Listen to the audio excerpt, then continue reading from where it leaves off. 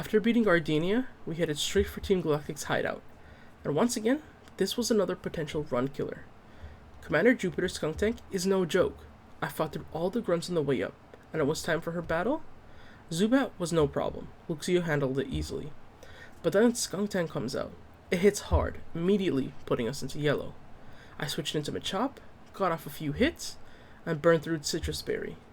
But Machop was getting low, so I had to pivot again, this time into Monferno. And a few Mach Punches finishes the job.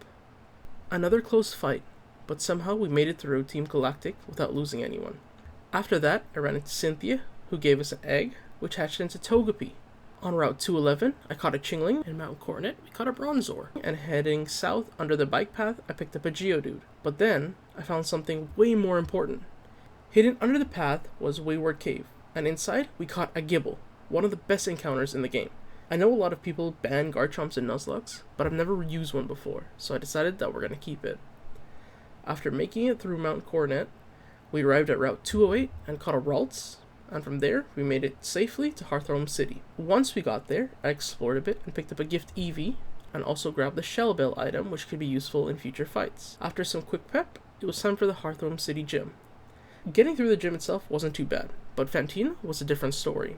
Before the battle, I leveled everyone up to the level cap, and during the grind, Golbat evolved into Crobat, which I was really excited about, but this fight got out of control fast. 2 of Fantina's Pokemon has Confuse Ray. It's very annoying in Gen 4. But I thought I had an idea in mind. I led with Lonferno using Taunt, then pivoted to Crobat to start dealing damage. Crobat uses Bite, and took a Future Sight in return, but we managed to take down Duskull. Then Miss Magius comes out, and everything started going wrong. Crobat landed a Bite, and gets hit hard by Psybeam, and was forced low. I had to switch to Luxio, who tanks a Shadow Ball, but is also too low to stay in. I pivot to Staravia, who immediately gets hit with a Confuse Ray and then a Psybeam, but still manages to get off a Wing Attack. At this point, I have no real safe options left. I brought in Psyduck, hoping to disable Psybeam, but it gets confused, and hit with a Magical Leaf. I managed to get off a Water Pulse, bringing Miss Magius low, but now I need to make a decision. Either I sack Psyduck, or risk another switch. Fantina ends up healing, which also gave me the chance to heal as well, but then Psyduck knocks itself out with confusion, and just like that, another death.